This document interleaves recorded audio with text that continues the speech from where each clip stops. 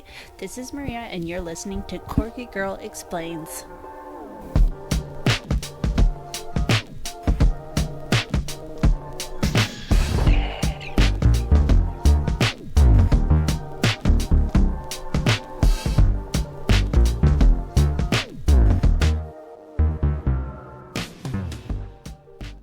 Hi, everyone. This is Maria, and sitting across from me is Michael. Say hi, Michael.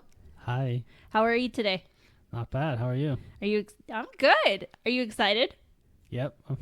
Are you ready for this episode? Oh, yeah. Remember, this is a podcast where I tell stories from current or past news or just weird stuff that I found on the internet and even try to answer some of Michael's questions along the way. So let's get into it.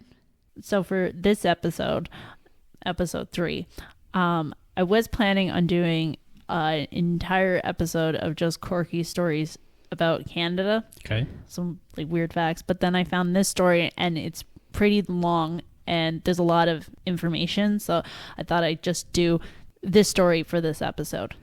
Okay. And then like the other stories, we're going to like do another episode? Yeah, later on. Okay. Yep. Great. So before we get into the main story, did you have any facts about mini facts about Canada? Yeah, I did. I actually found some. Let me get them. Okay, so do you know the word A is a real word? So A meaning EH. I heard that, though. Yes. Yeah. So the famous Canadian interjection is actually a word in the Oxford English Dictionary. The definition: exclamation used to represent a sound made in speech, especially one used to express inquiry, surprise, or elicit agreement. See, it's not like I think about it when I do say A, but if I say A too many times, I do notice it. I don't really know if I say that. A? Yeah, I don't know. I don't really know if I use that.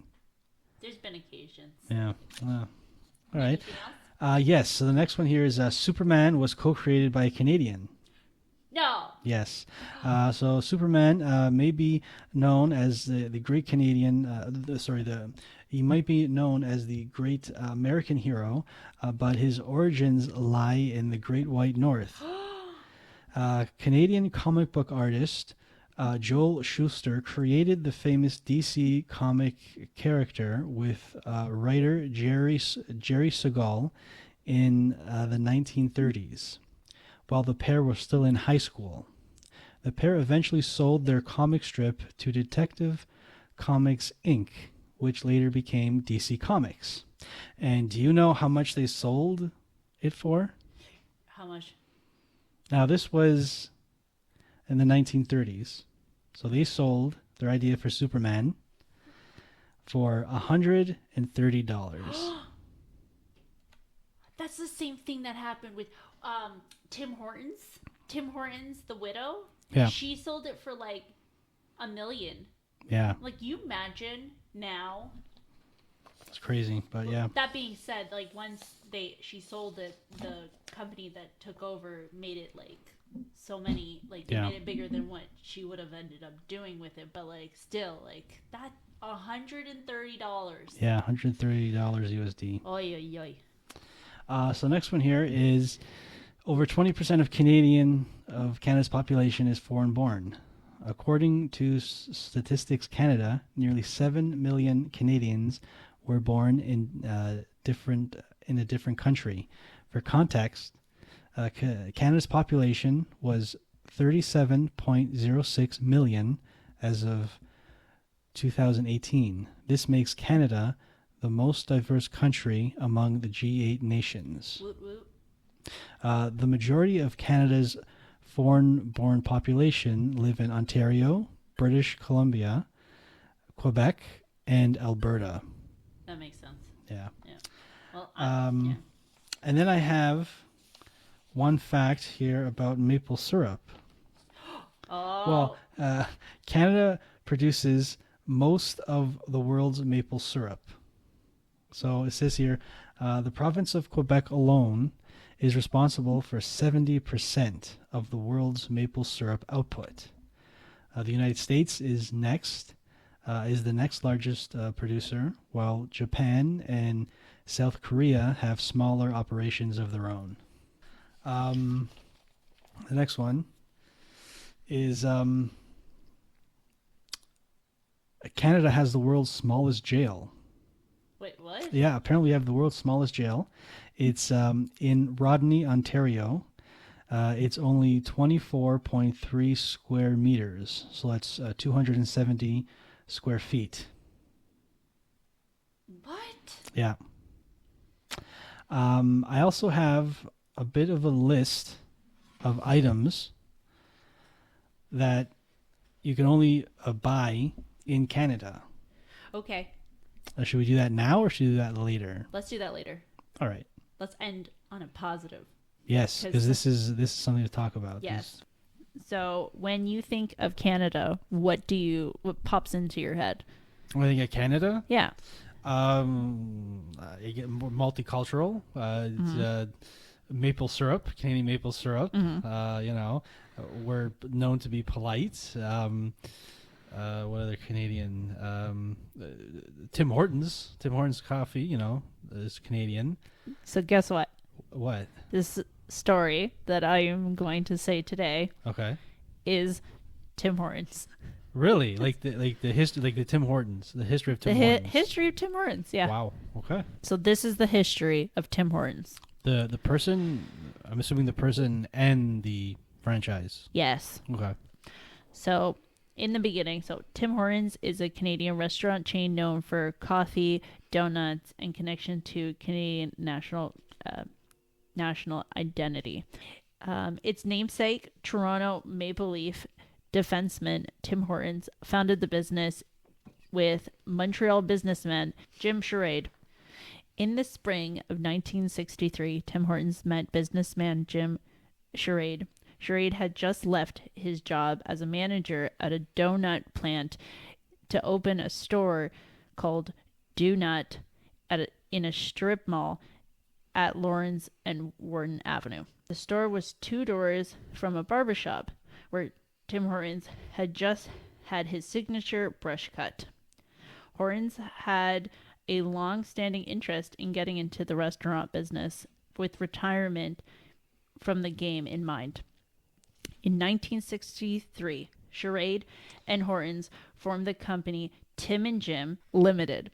They opened 4 restaurants called Tim Hortons Drive-In in Greater Toronto and Port Credit, serving burgers and chicken. Which I didn't know that. Me either. I did not know they started with burgers and chicken. That's weird. So weird. In a separate deal, Charade licensed Hortons' name to turn Your Do Nut into Tim Hortons Do Nut, the first donut store to bear Tim Hortons' name. The burger and chicken drive-ins struggled, and Charade decided the future was donuts and restaurant franchising. Rather than own their restaurants himself, he would sell franchise rights to operators who could buy their equipment, supplies, and franchising from the franchising company, following its menu and operating standards, and pay the company a share of their revenues. Intimidated by competition in Toronto, Charade set up the first Tim Hortons donut franchise in Ottawa Street North, in the industrial East End of Hamilton, Ontario. Opened in April 1964, the outlet remains in operation today and is recognized by Tim Hortons as the first official franchise restaurant. Wow. So, wait a minute. So, the first ever Tim Hortons that opened up is still operating today. Yeah. And where is that again? Hamilton. In Hamilton. I wonder, Ottawa Street North. have you ever seen this in Hamilton? Have you ever been there? No. Really? Yeah. That sounds like it's a trip we could take. Oh my God, yes. We can make like a video of like the first Tim Hortons. Wow. I did not know that. No.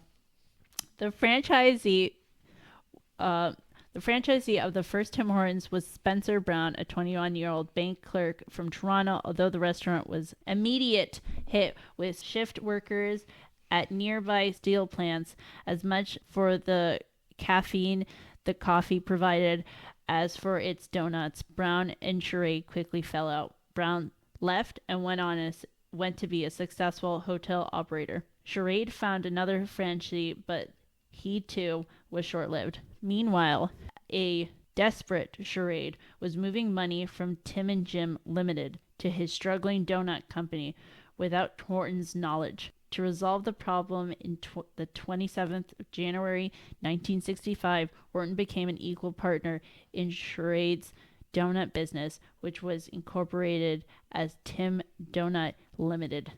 So he was basically like stealing from him. Yeah. And to get him off his back, he was like, why don't you share this with me, buddy? Wow. Yeah. So that's basically how Tim Hortons became involved with the donut franchise, because before that, it was just his name. It was just his name. Yeah. Wow.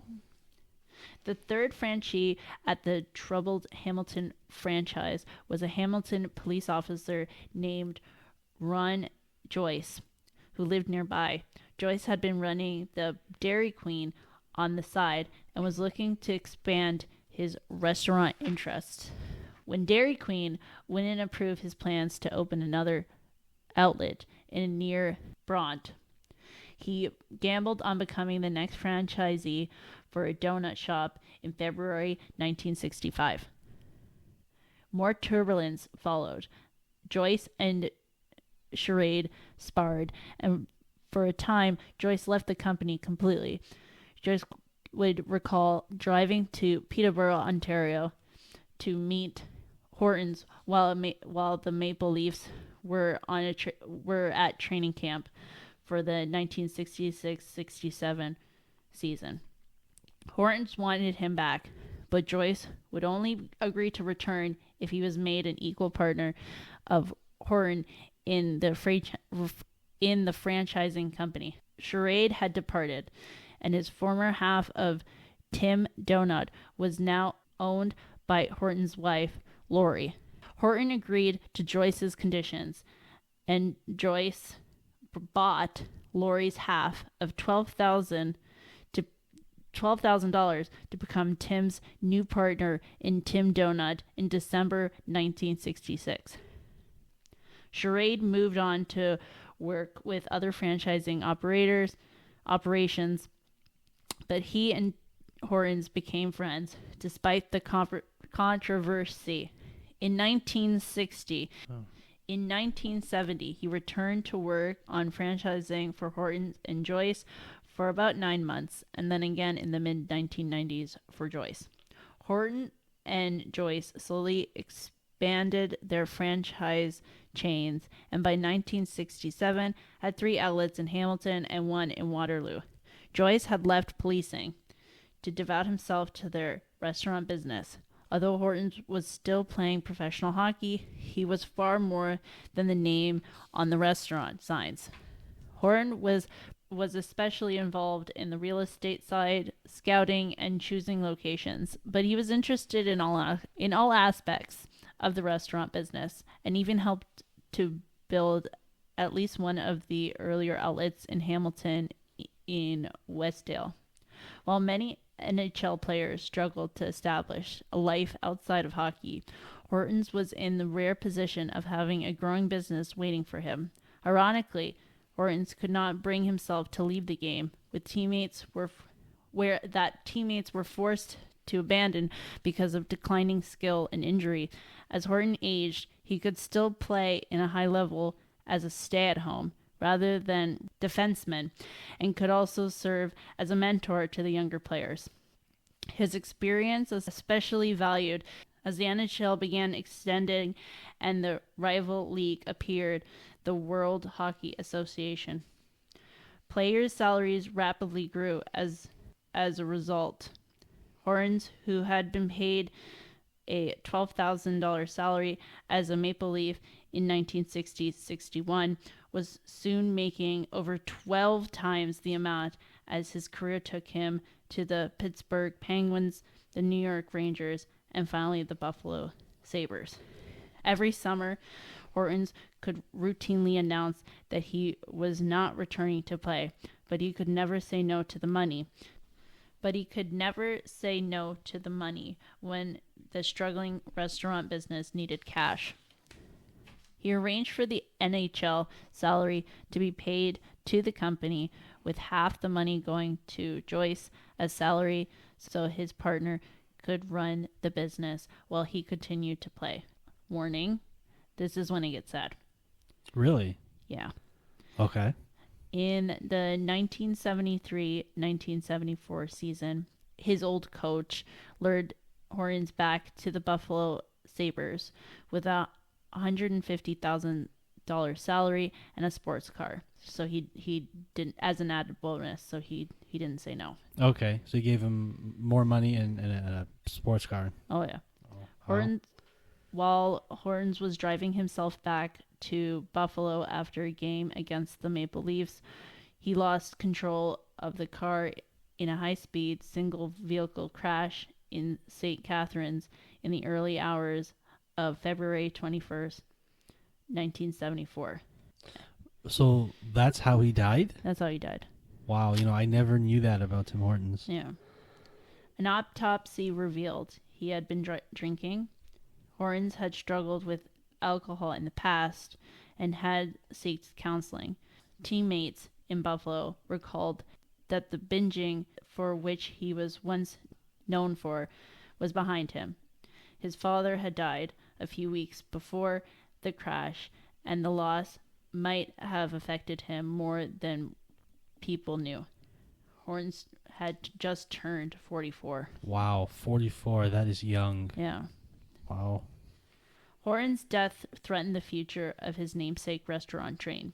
There were 35 outlets open when he died, and plans were underway to expand out of southern Ontario and into Maritimes.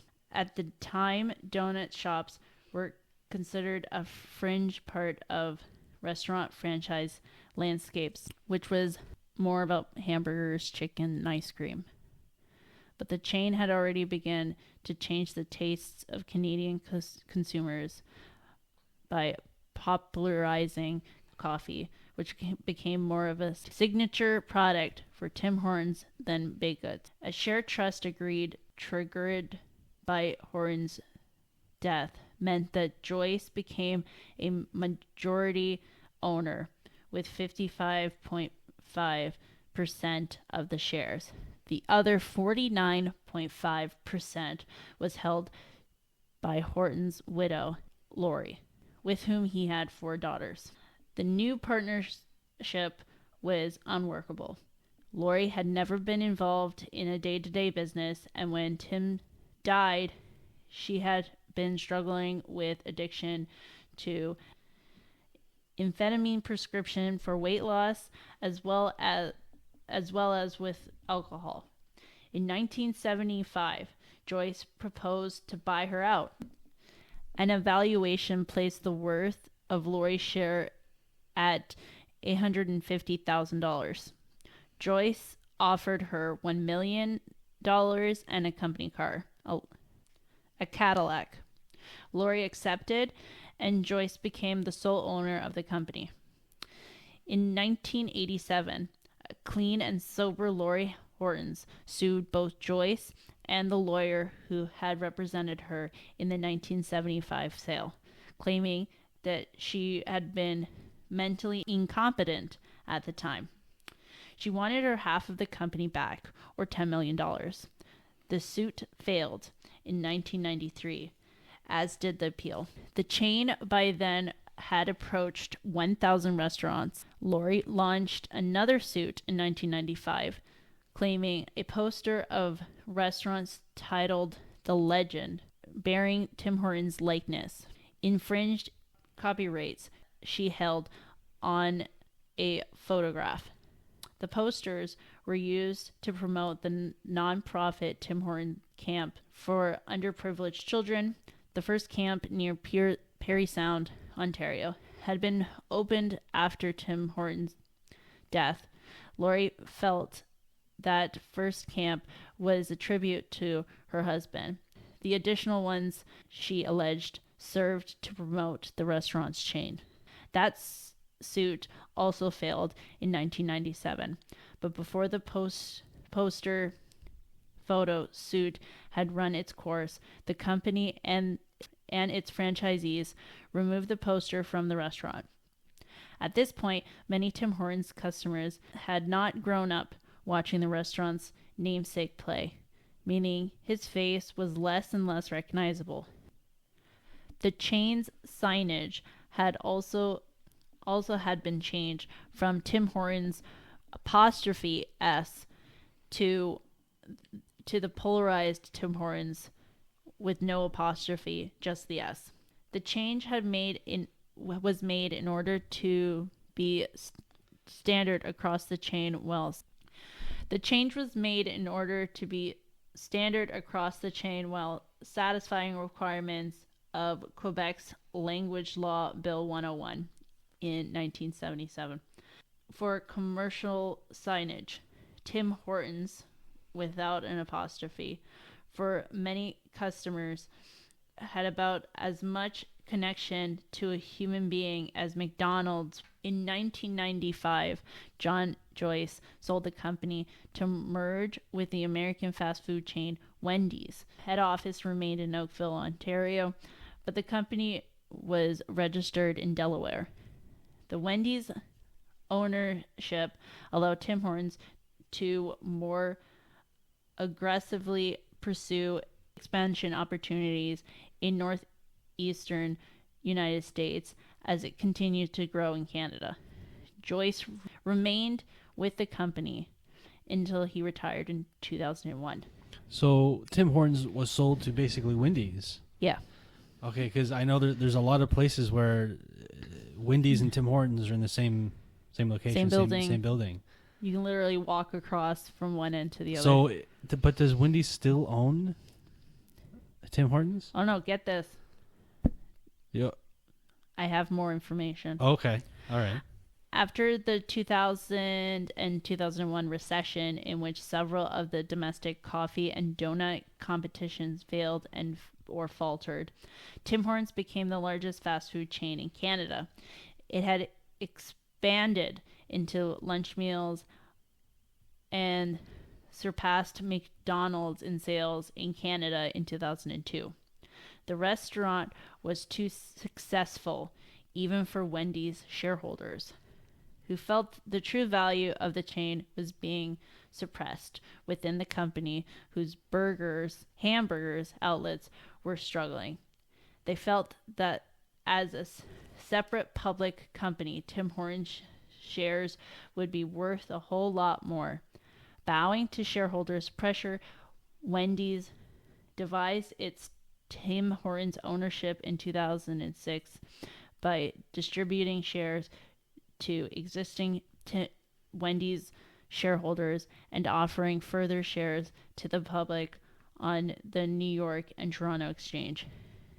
It took until 2009 to completely untangle Tim Hortons' legacy from Wendy's. In the process, the company was repatriated to Canada.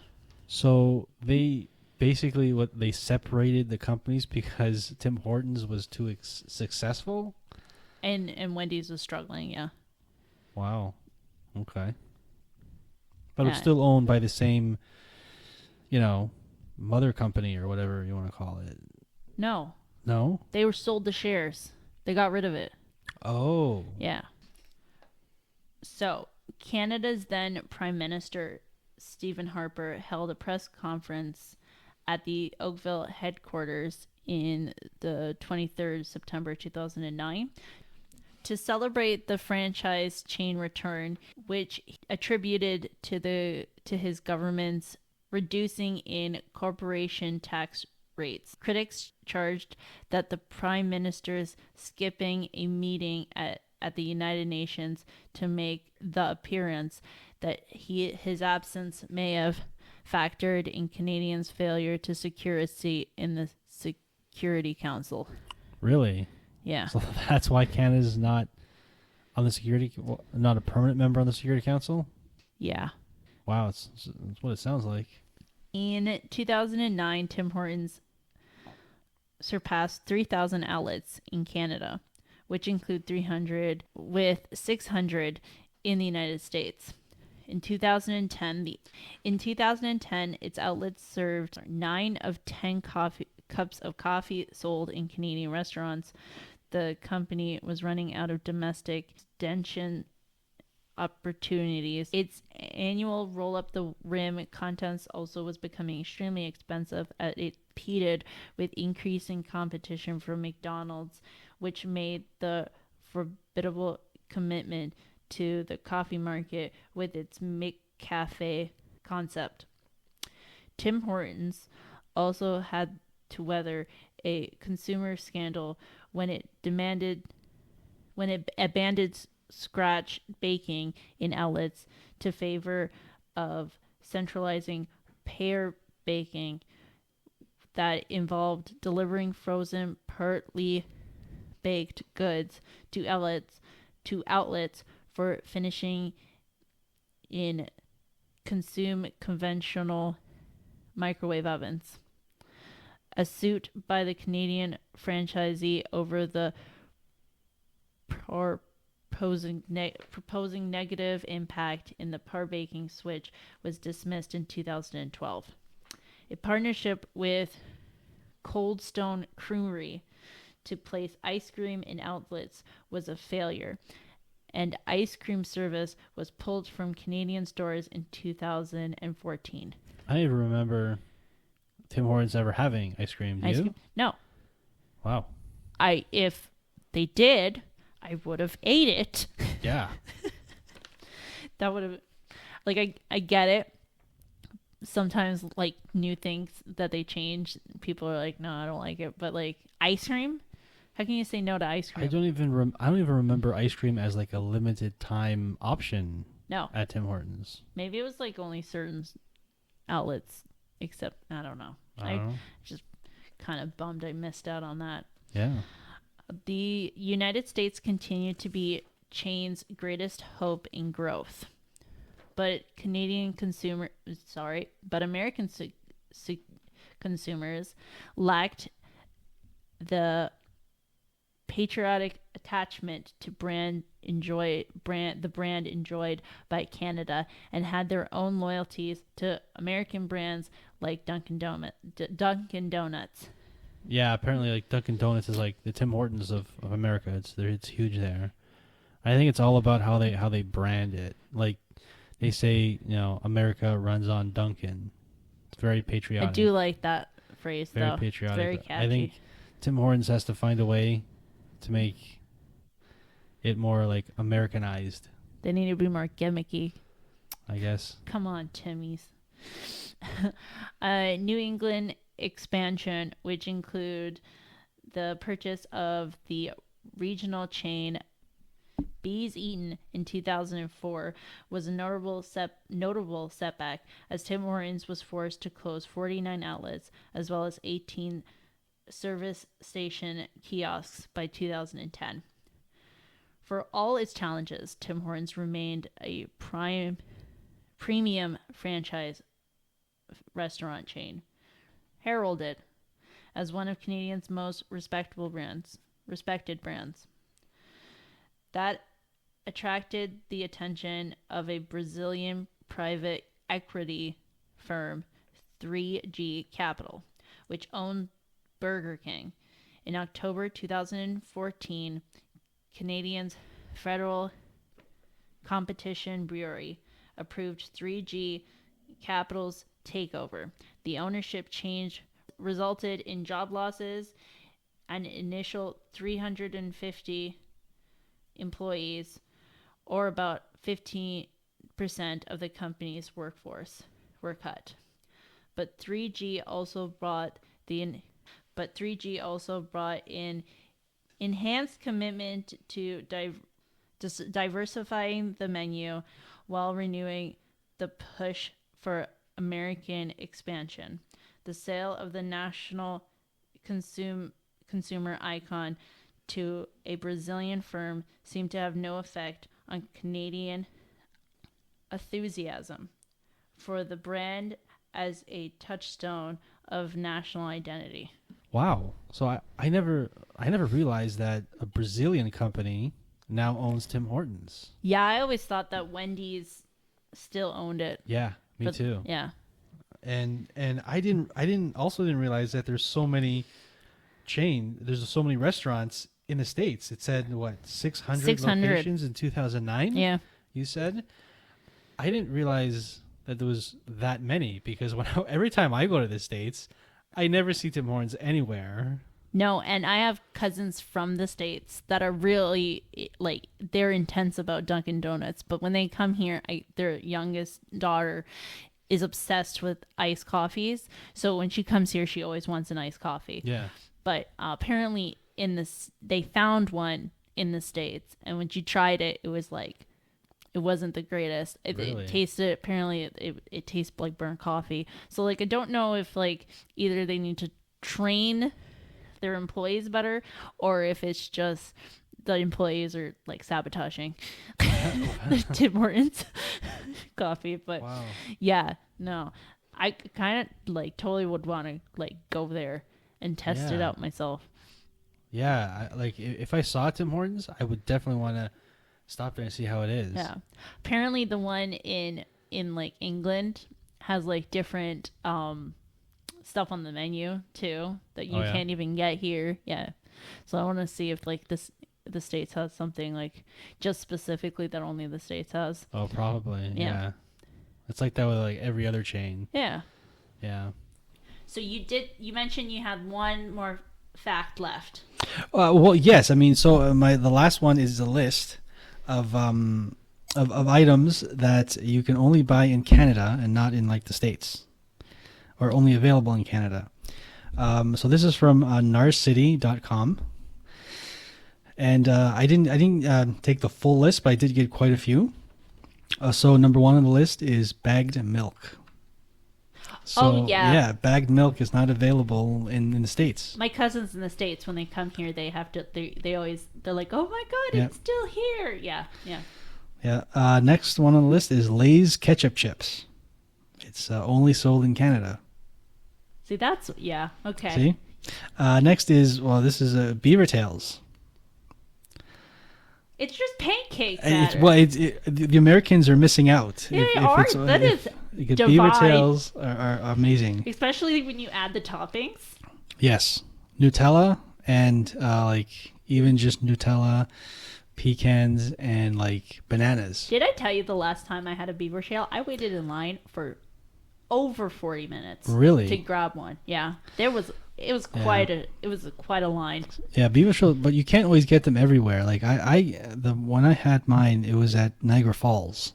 That was a long time ago. So sometimes, like, beaver tails, like the food trucks that you get them in, you can, if you go to, like, a ski resort. Okay. If you go to any type of festival, usually that's, like, one of the top food trucks that are usually there. Really? But yeah, I saw it. Yeah. I went to a little, like, it was a little festival that just happened recently, and there was one. See, I've never seen beaver tails in a food truck. I've only seen beaver tails in a food truck. Really? Yeah. I've only seen them in Niagara Falls. And when I watch them, because you can watch them make it. Yeah. Yeah. Nice. The next one on the list is Coffee Crisp.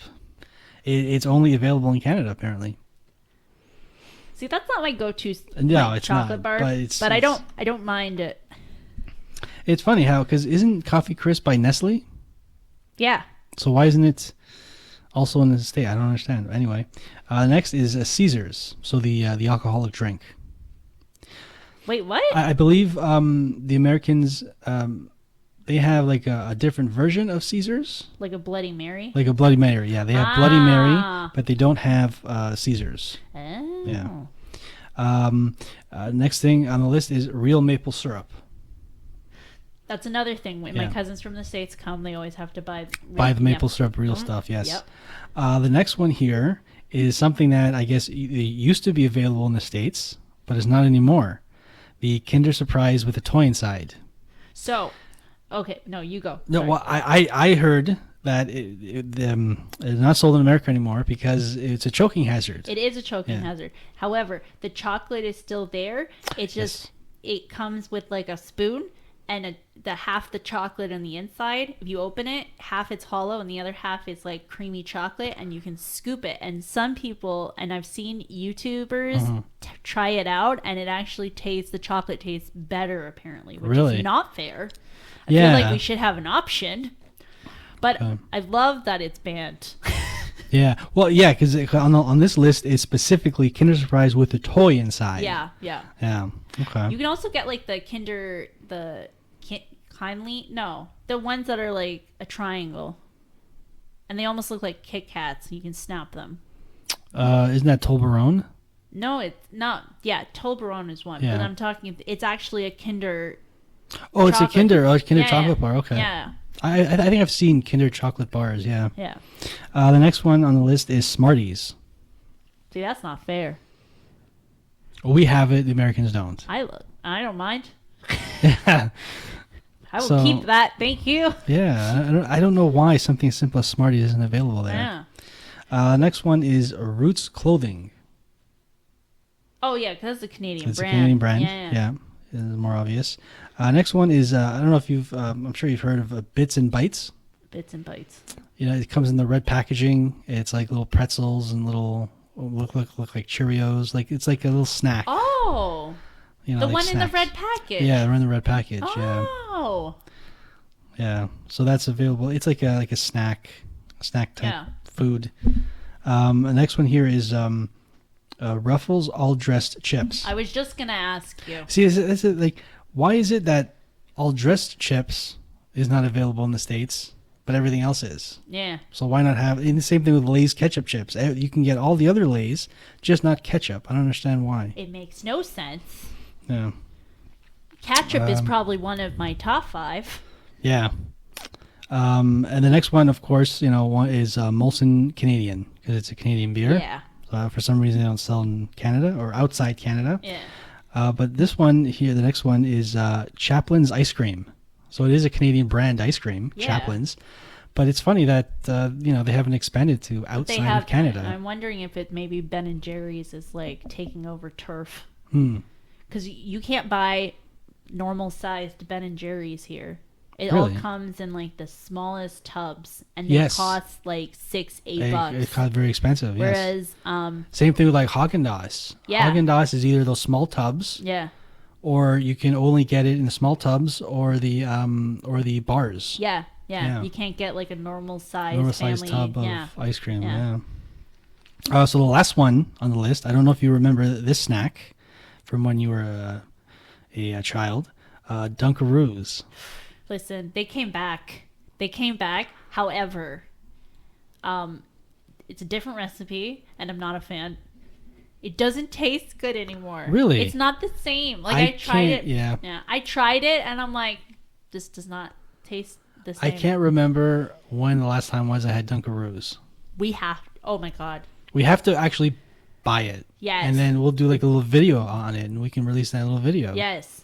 Try. But I love Dunkaroos, and no, go. I remember when I was a kid, I loved the frosting. So I would eat all the little cookies and just eat the frosting. No. You eat all the cookies, but except for one, and then you use and then you use one cookie on all the frosting. Yes. Yes. Yeah. So that's it for this episode. Thanks everyone for listening, and thanks Michael for sitting here and listening to me explain stuff. This was Corky Girl Explains. Have a good one, everyone.